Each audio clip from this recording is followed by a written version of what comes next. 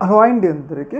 మనందరికీ తెలుసు, దాదాపు 37 రోజుల క్రితం మన కేరళలోని తిరువనంతపురం ఎయిర్పోర్ట్కి బ్రిటిష్ రాయల్ నేవీకి చెందిన F-35 ప్రపంచంలోనే అత్యాధునిక యుద్ధ విమానం, అలాగే అమెరికా వాడుతున్న అత్యాధునిక యుద్ధ విమానం కూడా ఇదే F-35 విమానం మన కేరళలోని తిరువనంతపురం ఎయిర్పోర్ట్ ఫ్యూయల్ అయిపోయింది, అత్యవసరంగా ల్యాండ్ కావాల్సిన పరిస్థితి ఉందని చెప్పేసి ఇచ్చేసరికి మానవతా దృక్పథంతో మన ఎయిర్పోర్ట్ అధికారులు కూడా ల్యాండ్ కట్టడానికి అవకాశం కల్పించారు. అయితే తర్వాత ఇది టేకాఫ్ తీసుకోలేకపోయింది, అంటే హైడ్రాలిక్ సమస్య ద్వారా పైకి ఎగరలేకపోయింది, అంటే తిరిగి తన ప్లేస్కి చేరుకోలేకపోయింది అనమాట. అయితే ఇలాంటి సందర్భంలో దీని మీద పెద్ద ఎత్తున ట్రోల్స్ వచ్చినాయి. ప్రపంచంలోనే అత్యాధునిక యుద్ధ విమానం ఇలా ఒక దేశంలో ఆగిపోయి దాదాపు 37 రోజులు అవుతున్నా కానీ ఇలాంటి విమానాన్ని ఎలా కొనాలి మన భారతదేశం అని చెప్పేసి పెద్ద ఎత్తున ట్రోల్స్ అవి ఇవి నడిచినా ఉన్నాయి.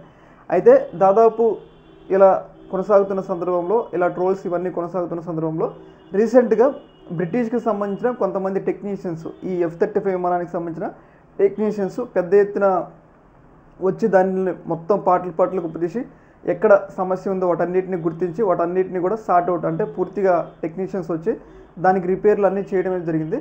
రిపేర్లు చేసిన తర్వాత దాదాపు 37 రోజుల తర్వాత మన భారతదేశం నుండి ఆ F-35 విమానం టేకాఫ్ తీసుకొని బ్రిటిష్కి అయితే వెళ్ళిపోవడం జరిగిందనమాట. ఏదేమైనా కానీ ఇది ఒక పెద్ద చర్చనీయాంశ, పెద్ద సంచలనంగా మారిన విషయం కాబట్టి ఈ వార్త అనేది పెద్ద వైరల్ అయిపోయిందనమాట. దాదాపు 37 రోజుల తర్వాత టేకాఫ్ అయితే తీసుకొని ఉందన్నమాట.